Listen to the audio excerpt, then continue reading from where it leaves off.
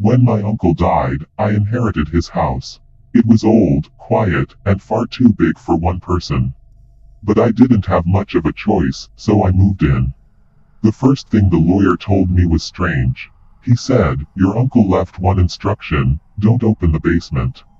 No explanation, and at first, I listened. The basement door was in the kitchen.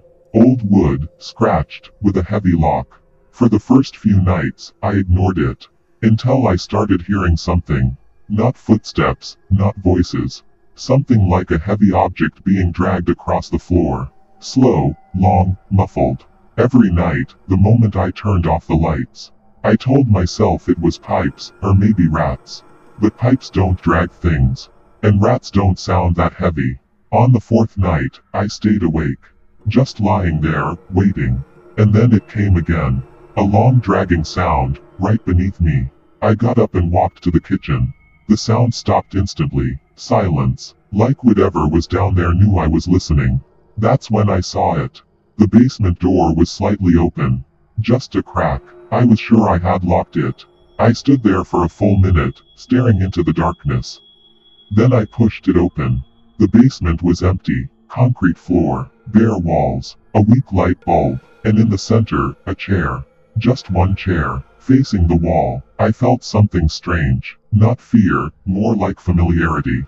I walked down slowly. Each step echoed. When I reached the bottom, I saw marks on the floor. Scratches, back and forth, over and over. All of them led to the chair. I don't know why, but I sat down. The moment I did, everything went silent. Even my breathing felt distant. On the wall in front of me, there were lines. Like someone had been counting days. Hundreds of them. My chest tightened, because I knew how those marks were made. But I had no memory of it. Then I heard it, behind me, very close. My voice, whispering, "This time, don't turn around." My body froze. I couldn't move. My mind screamed to run. But I couldn't. Then, I felt it. Two hands, gently resting on my shoulders. Warm, alive, breathing. And that's when I realized.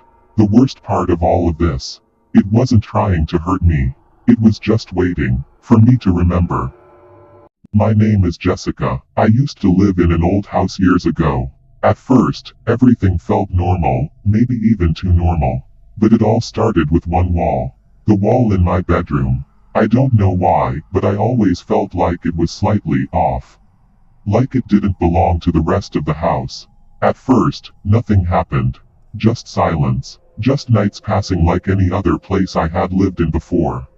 Until one night, I woke up around 3 a.m. There was a sound, a strange one, not like wind, not like pipes. It sounded like something was moving inside the wall. Slow, scraping, almost like something was trying to wake up. I told myself it was just stress. Or fatigue. I ignored it. That was my first mistake. The next nights, it got worse. The sound came every night now. Louder, closer, more intentional, like something was learning the rhythm of my sleep. I'm not easily scared, but I remember one night I actually sat up in bed, staring at that wall, unable to explain why my body felt so frozen.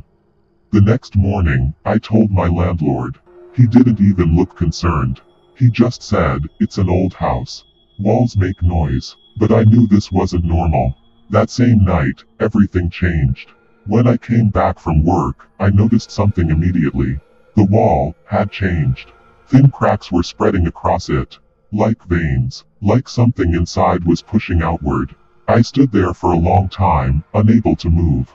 Because I could hear it again. But this time, it wasn't just inside the wall. It felt closer, like it was on the other side, waiting. I didn't sleep that night.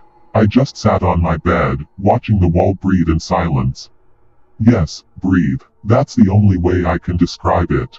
2 days later, I left the house. I didn't pack everything. I didn't even turn back. Because deep down, I felt something simple. That wall wasn't part of the house. It was part of something else. And it had already noticed me.